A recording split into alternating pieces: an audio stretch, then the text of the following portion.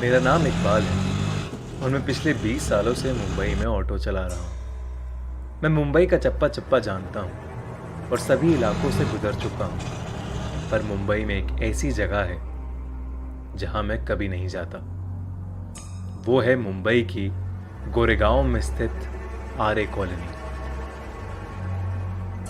करीब 8-9 साल पहले देर रात में एक पैसेंजर को रॉयल पाम सोसाइटी में छोड़ के मैं घर वापस लौट रहा था।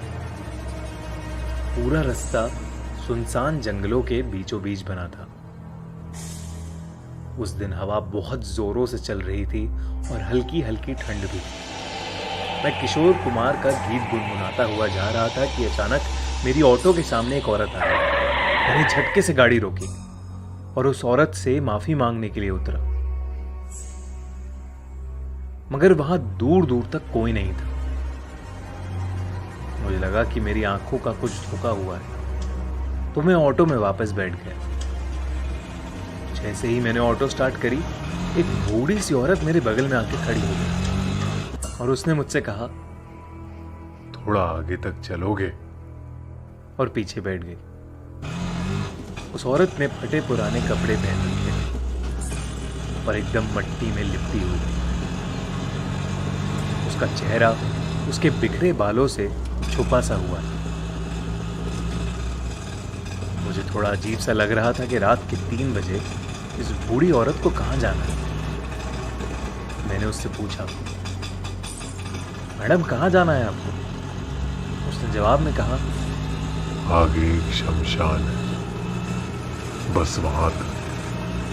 ऑटो के मिरर से जब मैंने उसे कहते देखा, उसकी आंखों में एक डरावनी सी चमक थी। जब उसके बाल हवा से उड़े तो उसका गलगला सा चेहरा देख मेरी आंखें फटी की फटी रह गई। मेरे पूरे शरीर के रोंगटे खड़े हो गए और तब मुझे सूझा कि शायद मेरे पीछे जो औरत बैठी है वो एक चुड़ैल है। जो कुछ समझ नहीं आ रहा, इसलिए मैं चुपचाप ऑटो को खूब तेजी से आगे भगा रहा था। एकदम से मेरी ऑटो में खड़खड़ हुई और वो बंद पड़ गई। मैंने तुरंत उतर के बिना उस औरत से नजर मिलाए ऑटो को ठीक करने में लगा। जैसे ही मैंने ऑटो ठीक करके ऑटो स्टार्ट किया, तब मैंने देखा कि वो औरत मेरे पीछे वाली सीट पे है ही नहीं। तभी मेरे बगल से एक ऑटो गुजरा जिसमें वही औरत बैठी।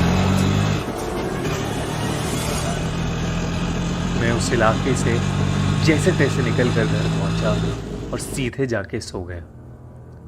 अगले दिन मुझे मालूम हुआ कि उस इलाके में एक ऑटो का एक्सीडेंट हुआ है और ऑटो ड्राइवर की उसी समय डेथ हो गई। और सबसे चौंका देने वाली बात यह थी कि वो वही ऑटो था जिसमें वो बूढ़ी औरत बैठ के निकली थी। इस किस्से के बाद मैंने कई कहानियां सुनी कि आरे कॉलोनी में ऐसी सफेद साड़ी वाली एक बूढ़ी सी चुड़ैल रहती है।